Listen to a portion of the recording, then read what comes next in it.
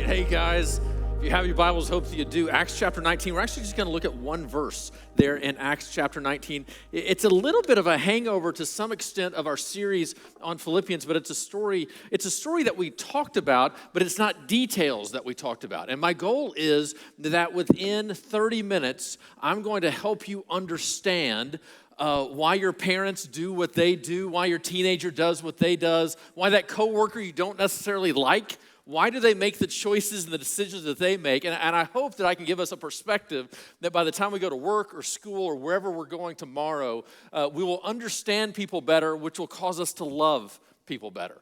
So in Acts chapter 16, it's just one verse, Acts chapter 16, verse 25. It's not going to be on the screen. Just hear it. About midnight, Paul and Silas were praying and singing hymns to God, and the other prisoners were listening to them. This is the story where Paul and Silas now come to Philippi, and there's a girl who's possessed by a demon. I don't understand that to begin with. And the girl keeps on interrupting the preaching. And it irritates Paul and Silas. All the talking during the preaching, I know that would never happen here, but all the talking during the preaching irritated the preacher.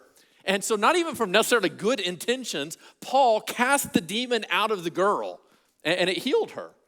Well, there were these rich and powerful men that kind of possessed the girl, and they were making money off of her. And when the demon was cast out, that took away their money and power, and it irritated them. And they caused a disturbance that caused Paul and Silas to get arrested. Now, Paul and Silas are put in prison for preaching the gospel. And my question is this. If you were arrested for doing the very thing God had called you to do, what would be your response? Now, I would question God. I would question myself. I would question others. I would be bitter. I wouldn't understand. When things don't go my way, it so frustrates me that I begin to question everything. But that is the scenario and the situation in which Paul and Silas were praising God. And we know the rest of the story. The earthquake happens. They could have escaped. They chose not to. The jailer is confused by that. The jailer then comes to Christ, and it's the jailer and his family that helps start the church at Philippi, to which Paul then writes the letter of Philippians to them. But how is it that you can praise and worship God when things aren't going your way? And isn't that the type of person that you and I want to be? I think there's some insight that we have from that. So I'm going to use these stools just as an example for us to help us understand, so that hopefully by the time we're finished, we'll have some comprehension of what was going on here. So Kerry Patterson and his other authors wrote a book called Crucial Conversations. It's literally the book I wish I would have written. It's the book I recommend the most, other than The Problem of God, in case Mark is here. But it's the book that I recommend the most. It's my favorite book on communication. It's called Crucial Conversations. And in that book, Kerry Patterson and the other authors lay out what they call the path to action. So this is going to explain to us, why do I do what I do? What is my path that leads to the actions and the activities that I end up with? And then also it explains the path to action that other people have. Why do other people do what they do? And so whenever you look at the path to action, it's going to be a progressive kind of way this way. And so this last stool is going to stand for this idea of action. So this is some kind of movement, some kind of behavior, some kind of response, a physical response of some sort, an internal response of the body. This is action. And here's what Patterson says, that every action is based on a feeling. You feel, and then you act. You feel, and then you act. Now, not to be too stereotypical, but generally speaking, at this moment, whenever I say this, a good number of men in the room go, Being so out of touch with our own feelings, we think to ourselves that what happens is we think and then we act. As a matter of fact, you can hear us say on occasion, why don't you calm down? You're becoming too emotional, as if we don't have emotions. We think action should always be based on cognitive thought, but the reality is that everybody's actions are always based on feeling. You feel and then you act. And so I'm watching the football game, right? I hate the Eagles. The 49ers score a touchdown. I feel excitement and I clap my hands. I feel and then I act. Now, the only reason I'm rooting for the 49ers today is the fact that I'm a Cowboys fan.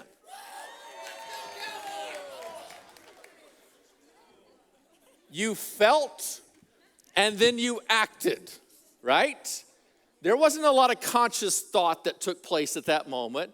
You heard the word Cowboys, and one of you felt extreme pride, probably from Texas. They're the most arrogant ones. And then immediately had to act in a way that everybody would see them, the spotlight would be on them. Others of you heard the word Cowboys, and you felt disgust. You felt bitterness for our greatness. You felt your own failures. Whatever it is you felt in that moment, you then responded with an action of a boo, of a gasp, of a why did we hire you, right? Send you to another church. Every action is based on a feeling. And so if you want to know why you do what you do, you need to ask yourself the question, what do I feel? Notice something about feelings that social scientists have now taught us. That feelings are what allow us to order truth, to order facts. It is emotion that gives the weight that without emotion, if you just give me a series of facts, it's Sunday night, it's dark, that alone, and there's traffic on this road, that alone, those are just three random facts. We can't order them in any way whatsoever. It is emotion that empowers us to figure out which of those are most important to determine what action I need to take in this moment. And so, because I am going up Sierra College at 7:30 at night, I recognize it's Sunday, it's not Monday, traffic might be less, the police may not be out, maybe I can go a little bit faster without a great deal of danger. But it's December. There are deer. Emotion reminds me of what it's like to hit a deer 2 weeks ago, leaving Ray's house from playing pickleball. I didn't hit the deer hit me. And what everybody wants to know is, did the deer live? I don't know. My car did not live. And that memory now makes it, whenever I leave here, it's Sunday night, it's December, it's dark, not a lot of traffic on this road. That my emotion allows me to order those to know what is the most important fact in all of that is it's December and night. I need to slow down. Notice this, whenever it comes to your feelings, every feeling causes an action, but whenever it comes to your feelings, do not think that feelings are unimportant, that they're not created by God. Now notice we don't have to completely be controlled by our feelings. We can impact them, we can influence them. I'm about to show you how. But emotion is important. As a matter of fact, as your married life pastor, I would say if you are currently in a relationship, the number one thing that you can do for your present relationship is to learn to emotionally regulate yourself. Figure out, how can I now control my emotions in a proper way? If you aren't currently in a relationship, aren't currently married, if one day you want to get married, the greatest gift you can give to your spouse right now is learn to identify your emotions, learn to how to influence your emotions, learn when you should be driven by those emotions, learn when you should kind of bridle those emotions back. If you can learn emotional regulation for yourself, it will greatly impact your marriage, because the reality for a majority of us is we do not know how to identify our emotions, so we're being driven by them and we have no clue about it. Every action is based on an emotion. Well, where do our emotions come from? Well, okay, now we start getting into some facts. And so what Patterson and his co-authors are going to say is that we take in information. So we see and hear. So primarily, what you and I do is we see and we hear. You can talk about how we feel and all those things as well physically. But basically, we see and hear information. We take information in, then we feel, and then we act. And so if you want to begin to understand what you're feeling, if you want to understand what you're doing, understand what you're feeling, if you understand what you're feeling, what is it that you have seen and heard? What is it that you've actually taken in? And that information now gives you an idea of what you're feeling and how you're acting. If you want to understand why somebody else is doing what they're doing, what are they're feeling? Once you identify their feeling, begin to ask the question, what is it that they could have seen and heard that would impact that feeling? Have you ever seen a dog? Have you ever gone over to somebody else's house or you've seen a dog kind of out in the wild, or maybe you're going to adopt this dog, and you go to pet it, and when your hand goes out, they cower? Why are they feeling afraid to where they're acting in that way? It's because they have seen and heard abuse. Notice something. The feelings that we have are always understandable. The feelings that we have are always understandable in some way. If we can ever peel back the story to figure out what people have seen and heard, we will understand why they feel what they feel. Now, it may not be the feeling they should have in the moment. I'm not saying a feeling can never be illogical. It can be, but it's never illogical to the person. Figure out what they've seen and heard. So the path to action, you see and hear, you feel, and then you act. So imagine... So Jenny's my wife, right? And so, yes, I have a wife, married life pastor, very important. She's not here tonight. She's out. And so whenever we do the questions, and you can text your question to marriage to 56316, and we'll do some question later tonight. I'll do that on my phone myself. But imagine Jenny, if she were kind of here today, imagine the hypothetical story that Jenny calls me. And so let's say around lunchtime, Jenny calls me. Now, here's something, a background that you need to understand about Jenny and I, is in many ways, some of the stereotypes of gender with Jenny and I are reversed. And so there are times in which I have to tell Jenny, hey, I don't need you to fix my problem. I just want you to listen, right? So it's reversed, right? If my car breaks down, I call Jenny, and I say, Jenny, what do you think is wrong with my car?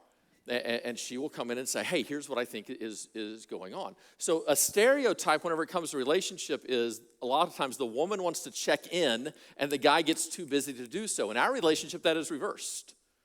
And so I'll call Jenny, and Jenny owns her own advertising company. I'll call Jenny and I'll say, hey, what are you doing? And she'll be like, well, I'm working. And she'll finally say, hey, can you speed this up? Like, what do you need? Like, well, I don't need anything. I just want to check in with you. Okay, I'm great. I'll see you when you get home. I got work to do. That's kind of Jenny's approach, whereas I like to connect emotionally. So when I call Jenny, it's not unusual at all for her not to answer. Sometimes her phone is in the kitchen or in the car. She doesn't know where her phone is. She's working in the moment. But when Jenny calls me, I do everything in my power to answer. She knows that sometimes I can't. But generally speaking, when she calls, I answer. So imagine it's a Tuesday. Jenny calls me around lunchtime, and I don't answer. She doesn't think a thing about it. I get home that night. Now she's going to do some laundry, and she says, hey, Kevin, hey, I'm going to wash those jeans. You want those jeans washed? Yes. I go upstairs. I change clothes. I bring them downstairs. And as she throws them into the laundry, she knows me. And so she goes through the pockets, and she pulls out a receipt that says, Holiday Inn, today at noon. Jenny in that moment thinks, I called him and he didn't answer. That's very unusual. And now you have this receipt for a hotel room today, and I know he's not been out of town. This is what she has seen and heard. So you take in that information. What does Jenny feel in that moment? Betrayal, frustration, anger. What does Jenny do in that moment? She yells. She screams. Jenny's from Oklahoma. There's not a warning shot. There's just the shot. So your assumption, rightfully so, would be that what she has seen and heard would cause these very negative emotions, which now could lead to some very disastrous actions. You have every right to understand that that is the likely path to action. But what if I told you that Jenny's most likely action in that moment is to come to me and say, hey, I bet you've had a really busy day. How about if I make you dinner? How about if I take care of the kids tonight? And that her feeling in that moment is not so much one of anger or betrayal or bitterness or fear, but her emotion in that moment is much more likely to be one of appreciation, of warmth and affection. How is it that you and I can assume such drastically different actions based on such drastically different feelings based on the exact same amount of information? It's because the path to action is not 3 steps. It's not that you see and hear, you feel, and then you act. Instead, there is a 4th step. There is what we're not going to call the 2nd step, and that is you see and hear, and then you tell yourself a story, is what Patterson says. Another way to say that is you interpret. So you take in this information. I see the receipt. I see the unreturned phone call. I now have a story to tell. And notice this. You never have all the information. You and I never have all the information that is necessary now for us to tell the right story so that we can feel the right action, so that we can do the right thing. We are always working in incomplete ways. And this is the amazing thing, I think, about the human brain, right? It's why your great-grandparents would watch the show Wheel of Fortune. It's because the human brain, it's why your parents would play Words with Friends. It's because the human brain has this amazing ability to take very limited information, and within those boundaries of limited information, to take our experience and then to fill in the gaps. So we've only seen and heard part of the story, but we can now, with some prediction, figure out what is going on. I have only seen and heard. I haven't seen and heard everybody in this room. I had seen and heard who you are and where you're from. And so I can tell myself a story that when I say the word Cowboys, a majority of you will boo me. I can fill in the gaps. It is amazing what the human brain here can do with very limited information. This is in part why some of you have the professions that you have.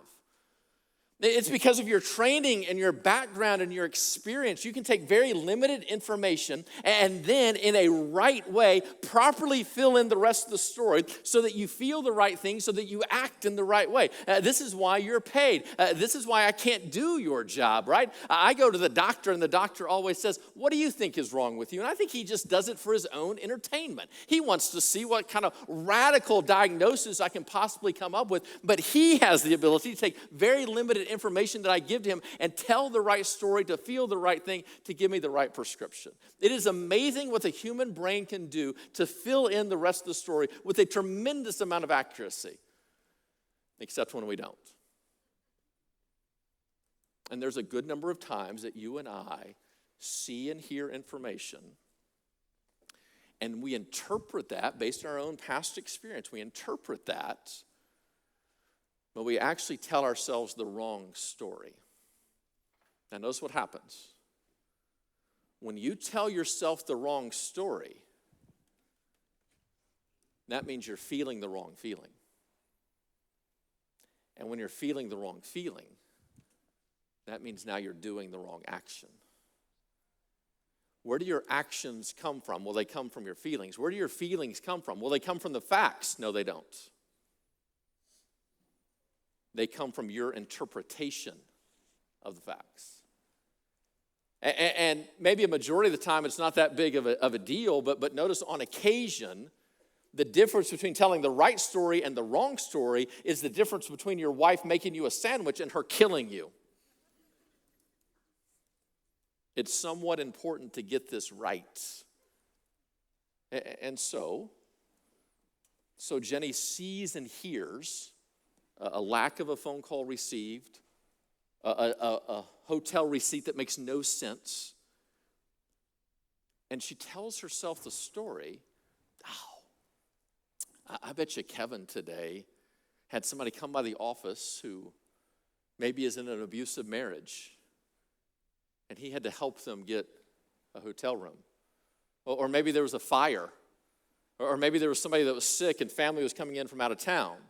And knowing me, she just makes the assumption that out of the kindness of my heart, that I went and assisted this family. And then she knows me well enough to know he probably pulled out the wrong credit card.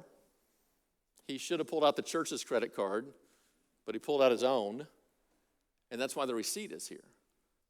And so the feeling she feels in that moment is one of pride and gratitude, because she thinks now I've probably had a pretty busy day, and so what she's going to do in that moment is not shoot me or yell at me, but instead try to help me. Because notice this, when Jenny hears that very limited piece of information of the unreturned phone call and the receipt, that is not all she has seen and heard. She has also seen and heard 23 years of faithfulness. There's a consistency that is there, of truth-telling, of closeness, of connection, of no deceit, of nourishing the relationship to make sure that we're in a good spot. I'm not trying to brag here at all, but Jenny and I were together some time ago, and somebody made the comment that, Kevin, we want a relationship like yours. And later Jenny said, yes, absolutely, they want that, but what they don't see is it took 23 years to get there. They want it now. You don't get it now. But because she has seen and heard all of that, that now impacts the story that she is telling herself, which now impacts the feeling, which now changes the action. Now, my wife is no fool. She understands all of us have fallen short of the glory of God. She understands the temptation that is out there for everybody. She doesn't automatically make me a sandwich at every opportunity where I could be cheating. Instead, what Jenny would do is come downstairs and say, hey, Kevin, here's this receipt. What's up with that? Not accusatory, not assuming the worst, but at the same time, trusting, telling herself the best story, but then verifying. Hey, what's going on here? And notice this path to action now begins to explain why it is we do what we do. And not only that, why other people do what they do. But here's the problem. A majority of us never recognize the second chair. We don't realize the amount of interpretation we are doing on a daily basis. Because notice, you and I never have the whole story. We never have all the information. And so I was giving this speech one time to a group of business leaders, and one of the guys in the front row said, well, what if we did this? What if we never felt or acted until we had enough information to get it right? I said, it'll never work. You're never going to see it all. You're never going to know it all. It is necessary for your brain now to interpret, to tell yourself the story. The key here is not to take the second chair out of the picture. The key here is to recognize that you live your life in the second chair. And so what does that do? That should cause a tremendous amount of humility for you to recognize that I have never seen and heard it all. So my feelings may not always be trustworthy. And so my actions I better be very careful with, and to at least recognize that I'm living in the second chair. Let me give you a phrase that I think can be, two phrases really, that I think can be so useful, that need to become a part of your family culture, your business culture, all of that. The first is this: help me understand.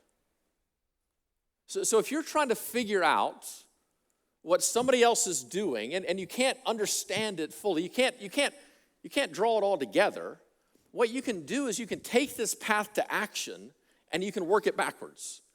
So imagine you're a business owner and you hire somebody, and your culture is very important, that they're there at 8 o'clock, that they leave at 5 o'clock, that they're there the whole time, that they clock in, clock out for their lunch, and your whole work culture is that way. But you hire this new employee, and some time goes by, and she stops coming in at 8 o'clock. She starts coming in at 8:15, but you don't really say anything. It's not that big of a deal. And then it's 8:30, and then there's talk all among the office about what's going on. It's frustrating, so you sit down with her and you say, hey, very important that you're here at 8 o'clock. We need to be here. Here's what happens. It's morale, all this kind of stuff. And sure enough, you have that conversation on Friday, and on Monday, she shows up at 8 o'clock, and you think, what a great boss am I. I've solved this. And by the end of the next week, she's showing back up at 8:45 again.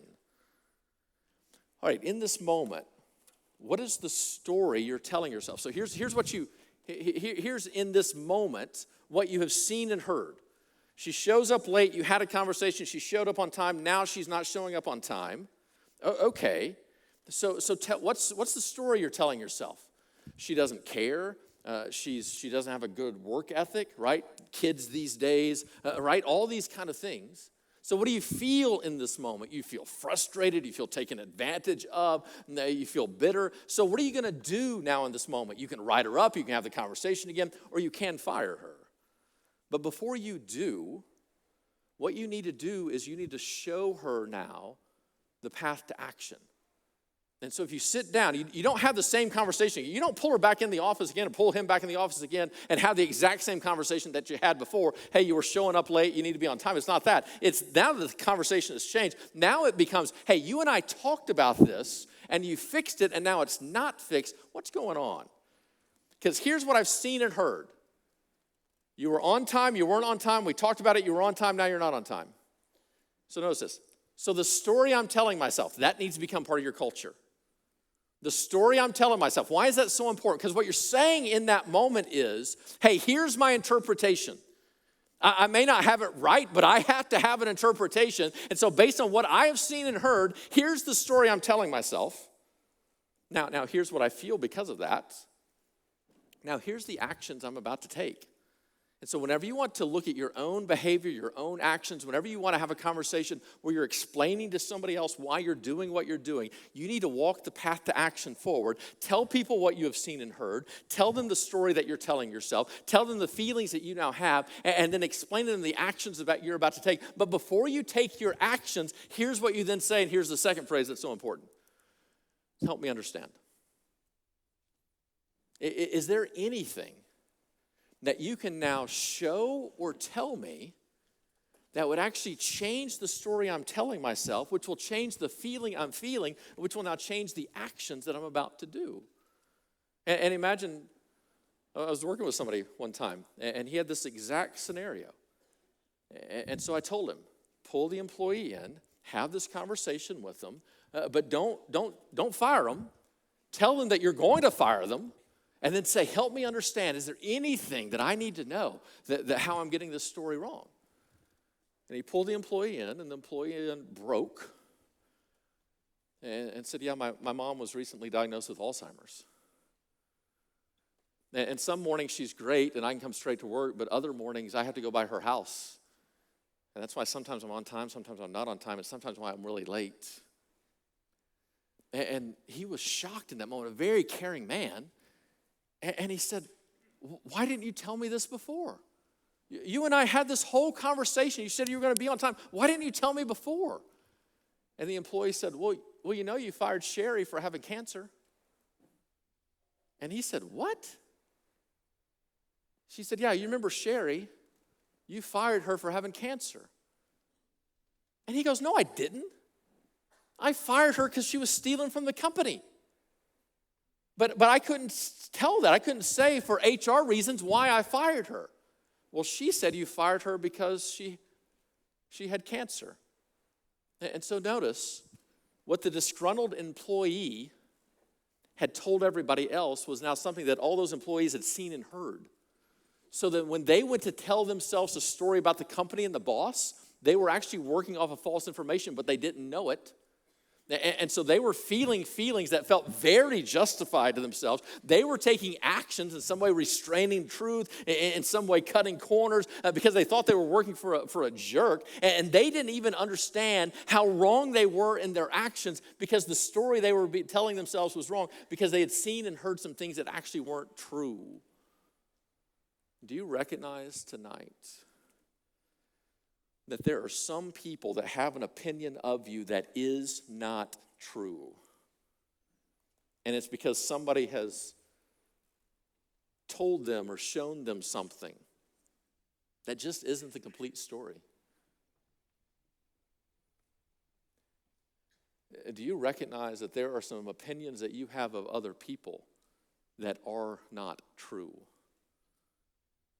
Because you don't know the whole story. And the story you're telling yourself is wrong. And the feelings that you're feeling are not right. And the actions that you're taking based on those feelings are not accurate. I was watching a TED Talk the other day, and the lady that was giving the TED Talk, I thought, gave a great speech, and she said, what does it feel like to be wrong? So if you have a strong opinion you're wrong, what does it feel like? And the group of people that she was talking to said it feels embarrassing.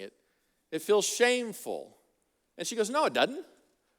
She said, that's what it feels like to be found out that you're wrong. What does it feel like actually to be wrong? It feels like being right. It has the exact same feeling. And so we feel extremely justified in our actions and in our opinions because our feelings are so strong, not recognizing that the story we're telling ourselves is completely false. And so how is it?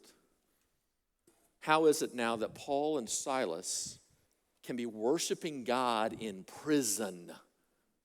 Well, what were they feeling in that moment? They were feeling adoration, grace, gratitude. Well, what was the story they were telling themselves? God's got this. He has a plan. He can use this to accomplish His will in a million different ways. Well, what is it that they had seen and heard that empowers them to tell that story? They had seen His faithfulness in their lives over and over again. Paul, the powerful experience on the Damascus Road. They had seen this pattern before, how God would use their suffering now to transform societies, how to build churches in that moment. They had seen and heard so much from God that anytime it came time for them to interpret, to tell themselves a story, they wouldn't turn bitter to God. They wouldn't question what was going on. They had so much goodness from the character and the nature of God to tell this positive story, to now have this feeling of adoration so that they could worship even from prison. I wonder tonight, what are you doing? What are you doing? You gossiping about people? Jockeying for what's next? Throwing verbal daggers at other people? What are you feeling? Unseen? Undervalued? Hurt? What's the story you're telling yourself? God doesn't care. Others don't care. I don't have any value. Well, what have you seen and heard? A culture that's cast you aside. People that were supposed to love you who failed to do so. But is there anything now that I could tell you that wouldn't change your circumstances? But I could show you and let you see and hear now something different that would cause you to tell a different story, to feel a different action, to now do a different thing. Isn't that what this book is? And notice what happens. When you and I consistently see and hear from God, it dramatically influences our interpretation, which transforms our feelings, which changes our actions. But if you and I are going through life not considering the things of God and simply taking in what we see and hear in our own lives, then the story we're telling ourselves is not going to be true, which means the feelings are not going to be accurate and our actions are not going to be God honoring and God glorifying and the very thing that we want. Students, there are some ways, and take this within context, there are some ways now in which you are interpreting your parents in the wrong way. You've seen and heard some things, imperfect, no doubt, but what you haven't really seen and heard is, in cases, the depth of their love. And so the story that you're writing isn't accurate. And so the feelings that you have toward them and the actions you do toward them, they're not necessarily right. Friends, this explains our political plight in America. Why is it that two people from different political parties can see and hear the exact same thing and come up with drastically different conclusions? It's because we interpret them in different ways. And yet, if we don't know that, if we don't see the role of the second chair and we just assume our feelings are now based on the facts, that means our feelings now are always right, so our actions are always right. So if you are acting in a different way or feeling in a different way than I am, that does not mean you're just telling yourself a different story. That now means in our brains you must be evil. There must be something wrong with you.